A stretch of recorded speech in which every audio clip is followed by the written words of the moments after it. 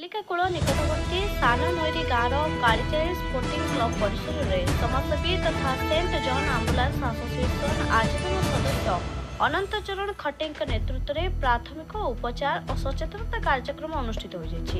प्राथमिक चिकित्सा कौन और किपरि प्राथमिक उपचार करी रोगी और आहत व्यक्ति को डाक्तरखाना रे पहुंचाई पारिबे से नहीं से खटे क्लब समस्त कर्मचारी को प्रशिक्षण देते। असावधानता वशत दुर्घटना रे गोड़ हाथ भांगा मुंड फाटिबा रक्तस्राव हेले प्राथमिक उपचार आदि संपर्क में सचेतनता करने सह साप कामुड़ा कुकुर कामुड़ा हृदघात जलापोड़ा जनित समस्या हेले निजको एवं अन्य मानक किपरि रक्षा करा जाय परिबो से संपर्क में प्रशिक्षण देते। यह कार्यक्रम में क्लब 40 रु ऊर्ध्व सदस्य योगदान करथिले। मुख्य अतिथि भाव में अवसर प्राप्त सेना कर्मचारी सुशांत कुमार पंडा, अवसर प्राप्त शिक्षक शशिभूषण बराड़, सम्मानित अतिथि रूप में संयोजक प्रफुल्ल कुमार साहू, सांबादिक संग्राम राणा जोगदेवा सहित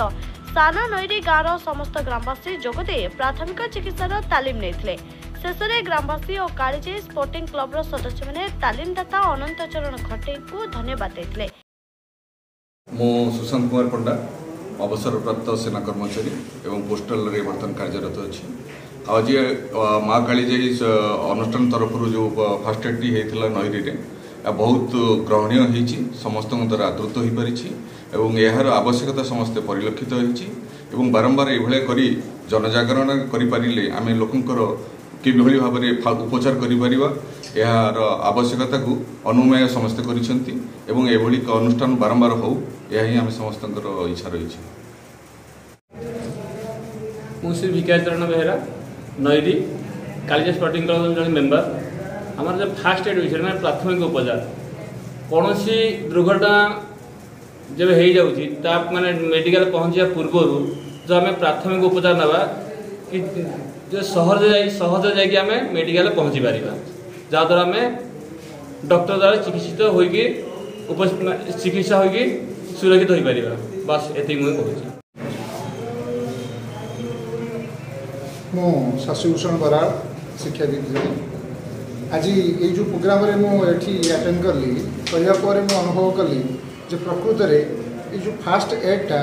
समस्त निहाती अपरिहार्य और समस्त जाना दरकार गोटे लोक गोटे इंजुर्ड लोक मेडिकल में पहुँचा पूर्वर केमी फास्ट एड रे से निजे सुरक्षित रही पार जीवन बंची पारुची से